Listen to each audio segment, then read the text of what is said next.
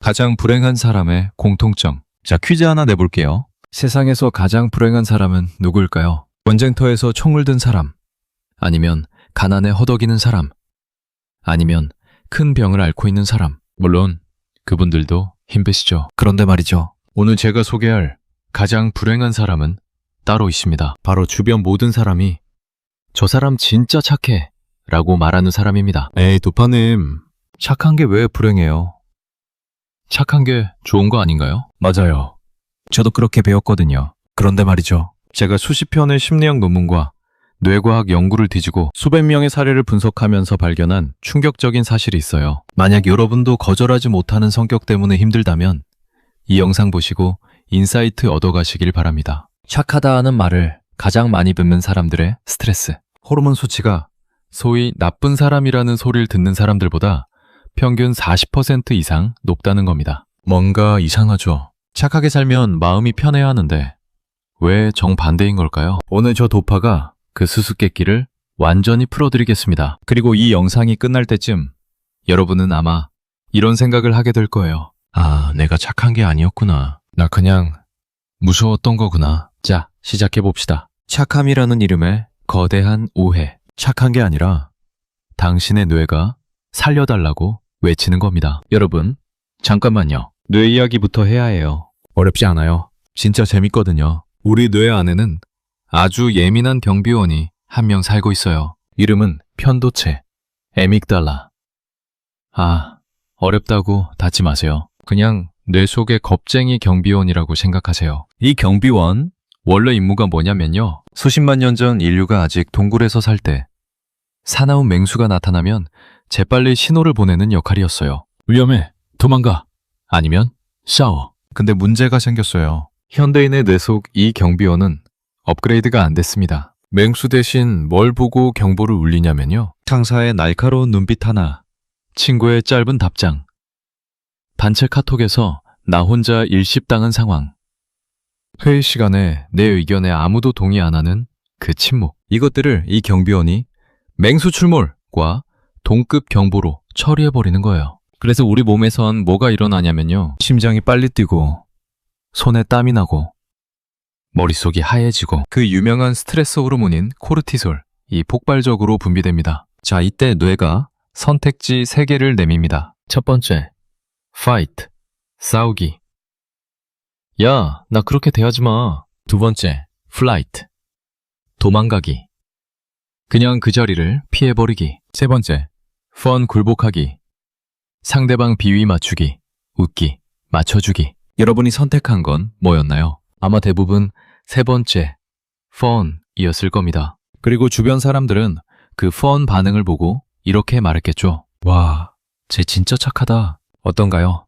지금 좀 뜨끔하시나요? 여러분이 보여준 그 착함, 사실은 착한 게 아니었어요. 그건 여러분의 뇌가 살아남기 위해 선택한 공포 반응이었습니다. 그리고 이 반응이 어릴 때 굳어진 분들, 그 상태가 성인이 되도록 계속 유지되고 있다면 이걸 심리학에서는 착한 아이 컴플렉스, good child complex라고 부릅니다. 자, 이제 더 무서운 이야기 나옵니다. 양보할수록 당신의 몸은 더 망가지고 있습니다. 양보하면 마음이 편하다는 말 믿으셨나요? 거짓말입니다. 팀형 연구 데이터가 아주 잔인하게 증명해줬어요. 자신의 욕구를 억누르고 타인에게 맞춰줄 때 그 사람의 몸에서 측정되는 스트레스, 호르몬 농도는 갈등을 직접 마주한 사람보다 최대 40% 이상 높게, 그리고 더 오래 지속됩니다. 왜냐고요?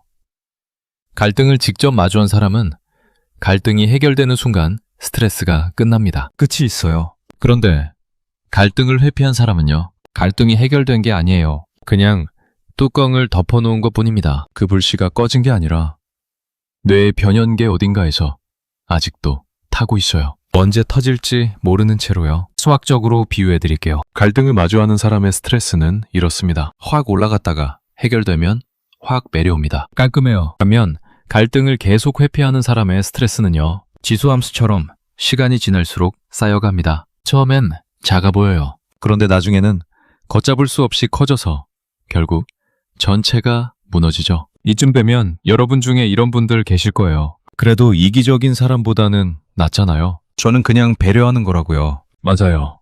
이기적인 사람이 되라는 게 아닙니다. 그런데 여기서 딱 하나만 물어볼게요. 지금 여러분이 하는 그 행동, 내가 원해서 하는 건가요? 아니면 거절했을 때 상대가 실망할까봐 두려워서 하는 건가요? 이 두 가지는 뇌에서 완전히 다른 회로를 씁니다. 원자는 진심 어린 이타심, 알트루이즘이고 후자는 자기유기, 셀프 어벤던먼트입니다. 자기유기, 즉 자기 자신을 버리는 행위입니다. 이걸 매일 하면서 나 착하게 사는 거야 라고 믿고 계셨다면 지금 이 영상이 조금 아프게 느껴지실 수도 있어요. 괜찮습니다. 아픈 게 맞는 겁니다. 자, 지금까지 착함의 정체를 드러냈으니 이제 다음 장에서는 더 충격적인 걸 보여드릴게요. 이 착함의 저주가 어른이 된 여러분의 일상을 어떻게 갉아먹고 있는지 실제 사례를 들어가며 낱낱이 해보하겠습니다. 성인이 된 착한 아이의 잔혹사. 왜 내 주변엔 받기만 하는 사람이 모이는 걸까요? 여러분, 혹시 이런 경험 있으세요? 분명히 내가 더 많이 줬는데 관계가 끝날 때는 내가 더 상처받은 경험. 내가 이렇게 잘해줬는데 왜 나한테 이래?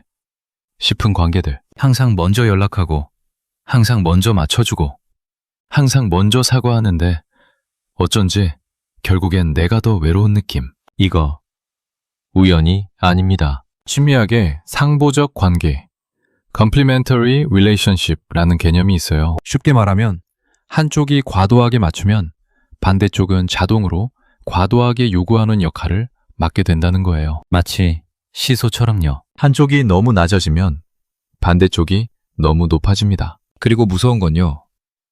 이 역할 분담이 대화 한마디 없이, 계약서 한 장 없이 그냥 자연스럽게 무의식적으로 이루어진다는 겁니다. 제가 분석한 사례 하나 소개할게요. 30대 직장인 지혜 씨 이야기입니다. 지혜 씨는 회사에서 늘 천사라고 불렸어요. 동료가 야근 못하겠다면 대신해주고, 팀장이 부탁하면 주말도 반납하고, 후배가 실수하면 대신 수습하고. 그리고 3년이 지났습니다. 지혜 씨가 오랜 노력 끝에 드디어 승진을 했어요. 여러분, 이때 동료들의 반응이 어땠을 것 같아요? 와, 지혜야, 축하해.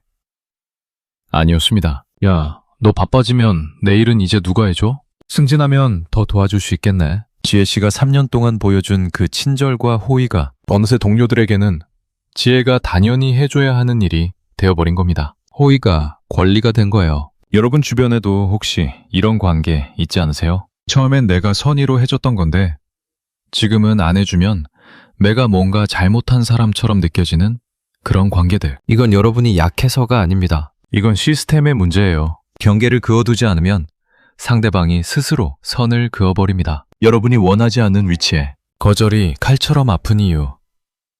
RSD의 비밀. 자, 여기서 하나 더. 여러분이 갈등을 피하는 또 다른 이유. 거절당하는 게 너무 아파서. 그냥 마음이 아픈 게 아니에요. 신체적으로 아픕니다. 이게 뇌과학적으로 증명됐어요. 사회적 거절을 경험할 때 활성화되는 뇌부위가 신체적 통증을 처리하는 뇌부위와 완전히 같습니다. 이름이 전대상피질, anterior cingulate cortex인데 어렵다. 그냥 이렇게 기억하세요. 카톡, 익십당한 게 손가락 베인 것과 같은 고통이다. 이게 과장이 아니에요. MRI 찍어보면 뇌에서 똑같은 부위가 불이 들어옵니다. 그리고 착한 아이 컴플렉스를 가진 분들은 이 반응이 훨씬 강하게, 훨씬 오래 지속됩니다. 이걸 RSD, Rejection Sensitive Dysphoria, 거절 민감성 불쾌감라고 해요. 쉽게 말하면 거절이나 무시에 극도로 예민한 상태입니다. 타인의 아주 사소한 표정 변화, 짧은 대답, 조금 뜸한 연락만으로도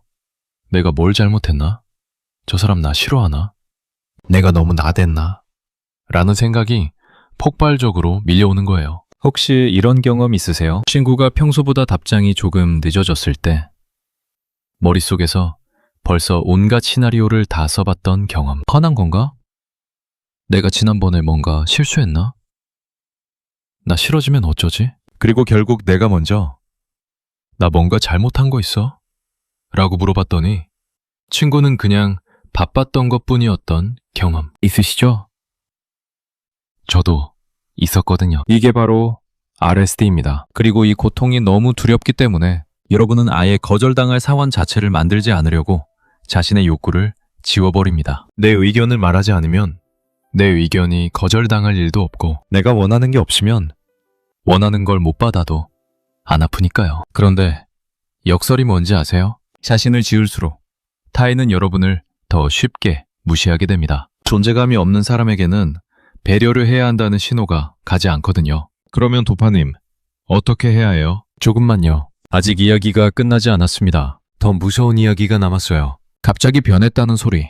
왜 듣게 되는 걸까요? 주변에 이런 분 본 적 있으세요? 평소에 절대 화 안 내고 항상 웃고 착하기로 소문난 사람이 어느 날 갑자기 절교를 선언하거나 갑자기 직장을 때려치거나 갑자기 10년 연인에게 이별을 통보하는 경우 상대방 입장에서는 황당하죠. 갑자기 왜 이래? 아무 말도 없더니 왜 갑자기? 그런데 그 사람의 입장에서는 갑자기가 아닙니다. 뇌과학적으로 설명하면 이렇습니다. 우리 뇌의 변형계는 억눌린 감정을 저장합니다. 마치 감정 창고처럼요. 갈등을 회피할 때마다, 말하고 싶었지만 참았을 때마다, 속으로 화가 났지만 웃을 때마다 감정 창고에 박스가 하나씩 쌓입니다. 처음엔 괜찮아요. 창고가 넓거든요. 그런데 계속 쌓다 보면요. 더 이상 창고 문이 안 닫히는 순간이 옵니다. 그리고 그게 아주 사소한 계기에 터집니다. 오늘 커피를 쏟았는데 왈칵 눈물이 난다거나 별것도 아닌 말 한마디에 나 이제 못하겠어가 터져 나온다거나 그 사소한 계기는 진짜 원인이 아니에요. 그건 그냥 마지막 박스 하나였을 뿐입니다. 쌓인 건 수백, 수천 개였는데 제가 분석한 또 다른 사례입니다. 40대 은우 씨, 민준 씨는 20년 지기 친구가 있었어요. 그 친구는 늘 은우 씨한테 뭔가를 빌려가거나 부탁을 하거나 도움을 요청했죠. 은우 씨는 단 한 번도 거절하지 않았어요. 내심 불편했지만 항상 웃으면서 괜찮아, 해줄게. 그러던 어느 날 친구가 또 부탁을 하러 카톡을 보냈어요. 내용은 예전과 크게 다르지 않은 작은 부탁이었습니다. 그런데 은우 씨는 그 카톡을 보는 순간 손이 떨렸다고 합니다. 그리고 처음으로 답장을 하지 않았어요. 다음 날 친구에게서 연락이 왔습니다. 야, 왜 갑자기 연락을 안 받아? 너 요즘 왜 이상해? 은우 씨는 그 말을 듣고 생각했다고 해요. 이상한 건 나였는데, 20년 동안 이상했던 건 나였는데. 여러분, 혹시 지금 이 이야기가 여러분의 이야기처럼 느껴지나요? 만약 그렇다면 지금 여러분의 감정 창고는 얼마나 차 있는지 한번 돌아보세요. 자, 우리는 착한 아이가 어른이 되면 어떤 일이 벌어지는지 봤습니다. 이제 관계의 불균형, 거절에 대한 공포, 그리고 언젠가 터지는 감정 폭발을 다루어 보겠습니다. 드디어 해결책을 드립니다. 그런데 그냥 이렇게 해요가 아니에요. 뇌가 실제로 변화할 수 있는 과학적으로 검증된 방법들을 단계별로 드릴 거예요. 착함의 저주를 푸는 뇌과학적 처방전, 뇌를 속이는 가장 강력한 방법, 아이메시지. 자, 드디어 왔습니다. 처방전 나눠드릴 시간. 일단 가장 중요한 전제부터 짚고 갈게요. 여러분이 갈등 앞에서 얼어붙는 이유가 뭐라고 했죠? 편도체가 갈등을 맹수로 인식해서 공포 반응을 일으키기 때문이라고 했잖아요. 그러면 해결책도 명확합니다. 갈등은 맹수가 아니에요, 뇌야. 라는 신호를 지속적으로 보내서 뇌가 새로운 회로를 만들게 해야 합니다. 이걸 신경과학에서는 신경가소성, 뉴로플라스티시티라고 해요. 뇌는 고정된 게 아니라 경험에 따라 계속 바뀔 수 있다는 거죠. 좋은 소식이에요. 그리고 그 뇌를 바꾸는 가장 첫 번째, 가장 강력한 도구가 바로 아이메시지, 나 전달법입니다. 개념 설명하기 전에 상황 하나 드릴게요. 직장 동료가 여러분에게 이렇게 말했어요. 야, 너 이 보고서 제대로 한 거야? 이게 뭐야 진짜? 이때 기존 반응은 뭐예요? 아, 죄송해요. 제가 수정할게요. 하면서 속으로 분노가 쌓이죠. 그러면 아이메시지를 사용하면 어떻게 될까요? 선배님이 그렇게 말씀하시니까 제가 열심히 했는데 인정을 못 받은 것 같아서 많이 속상해요. 어떤 부분이 문제인지 구체적으로 말씀해 주시면 바로 수정할게요. 차이가 느껴지시나요? 아이메시지의 핵심은 이겁니다. 1. 상대의 행동을 비난하지 않는다. 왜 그렇게 말해요? X. 2. 내 감정을 솔직하게 말한다. 나는 이런 기분이 들어요. 5. 3. 원하는 것을 명확하게 말한다. 이렇게 해주시면 좋겠어요. 5. 이렇게 말하면 상대방의 방어 기제, 디펜스 메커니즘이 낮아집니다. 공격당하는 느낌이 없으니까요. 그리고 여러분의 뇌에는 이 신호가 전달됩니다. 봐봐. 내 감정을 표현했는데 세상이 안 무너졌잖아. 갈등이 맹수가 아니었어. 이게 반복될수록 편도체의 공포 반응이 조금씩 약해집니다. 이게 바로 신경가소성의 원리예요. 한 번에 안 바뀌어요. 그래도 괜찮아요. 뇌는 반복에 의해 변합니다. 조금씩, 꾸준히. 거절의 근육 키우기. 스몰 윈 전략. 자, 두 번째 처방전. 혹시 헬스장 처음 가신 분들, 첫날부터 100kg 벤치프레스 하셨나요? 아니죠? 처음엔 가벼운 거부터 시작하잖아요. 거절도 똑같습니다. 처음부터 나 이제 다 거절할 거야 는 너무 무거운 덤벨이에요. 들이다가 다칩니다. 작은 것부터 시작하는 게 스몰 윈 전략입니다. 1단계는 지연 전략입니다. 즉각적으로 네라고 하지 말고 이렇게 말해보세요. 잠깐만, 내 스케줄 확인하고 연락해줄게. 딱 5분만 벌어도 됩니다. 그 5분 안에 여러분의 뇌가 자동 반사적으로 매를 외치려는 회로를 끊으실 수 있어요. 처음엔 이것만 해도 심장이 두근거릴 수 있어요. 괜찮습니다. 그게 정상입니다. 뇌가 새로운 회로를 만드는 과정이에요. 2단계는 변명 없이 거절하세요. 여기서 많은 분들이 실수하는 게 있어요. 거절을 할 때 너무 많은 이유를 대는 겁니다. 미안해. 그날 가족 행사가 있어서. 그리고 요즘 몸도 안 좋고 또 업무도 많이 쌓여 있고. 이렇게 변명을 늘어놓으면 어떻게 되냐면요. 상대방이 그 변명의 빈틈을 찾아서 파고듭니다. 가족 행사는 일찍 끝나지 않아?